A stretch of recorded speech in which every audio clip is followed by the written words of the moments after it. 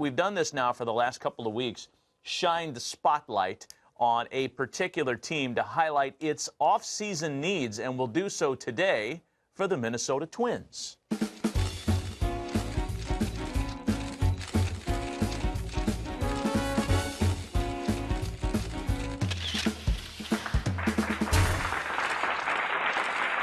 Twins coming off a very good 2017 year, flipping the script immediately after a dreadful 16, one that came on the heels of a very good 15. So if you buy into this year-on, year-off thing, the Twins could be in for hard times this year. But not any of us believe that for a second, because there's a lot of talent on a team that looks like they're ripe to take over a division that might be vulnerable for the first time. It is. The Indians have lost some pieces. The Tigers are in rebuild mode. The Royals, we're not sure what the direction is, pending Hosmer and Moustakas and the rest of the free agents. So let's begin the discussion with Ken Rosenthal and talk specifically about the Twins. We know that starting pitching has been high on their wish list.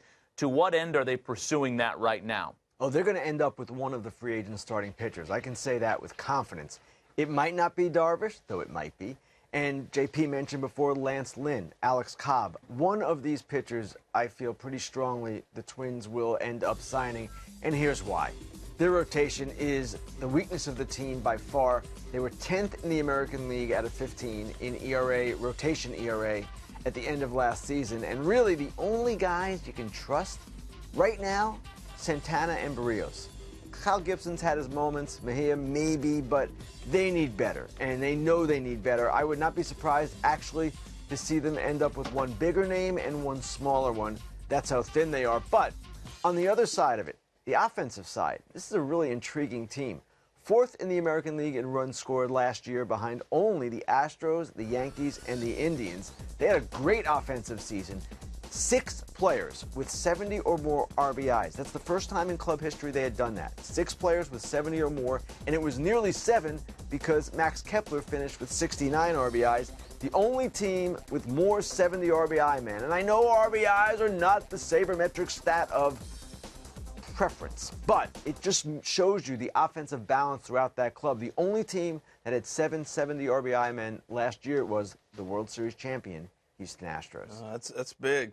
Hey, were they in on Garrett Cole at all? When I start looking at the rotation and all that young talent, you would think that would have been a great landing spot. I would imagine, Harold, they made a call and perhaps were in to some extent, but free agency would seem to me to be the better way for them to go. They're not terribly deep in prospects. They do have money to spend, and this is a team that could use some stability and a veteran guy.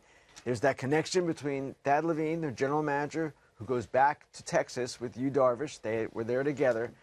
Maybe that will lead to them getting Darvish, but again, it's clear to me that they're going to end up with one or more starting pitchers. I like the bold step out of Ken there.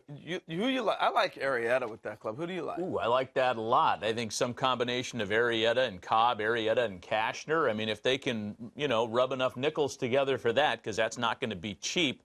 But this is the thing with the Twins, and the last time they stepped out and signed 2 free agent pitchers in the same offseason, it was the Ricky Nolasco, Phil Hughes offseason, and, no offense, but those deals did not work out really well for the Twins. And for Hughes, it was a health thing more or less, and Nolasco was shipped off elsewhere. So, There's still money spent from an ownership that scares you. Right, and I know it's a different general manager. I know it's a different front office, but it is the same guy ultimately writing the checks. Is there convincing that needs to be done that was an outlier and that we're going to spend it better this time? I do think they're ready to go. And they wouldn't be as seriously involved with Darvish and some of these others if they did not have the full backing of ownership.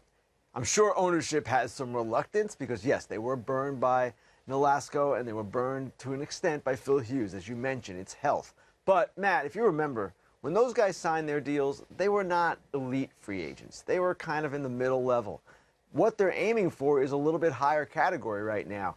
And again, even if it's not Darvish, if it's Lance Lynn, it's pretty good. This is why this is so hard. And we come off like we have all the answers, like we're over-opinionated TV, radio blowhards, which we are.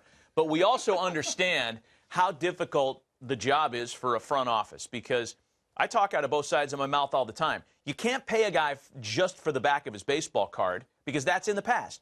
But if you try to project accurately what he's going to do and then pay based on that, sometimes you get burned. So the deal for Ricky Nolasco, right? They paid him because they thought he was going to take that next step.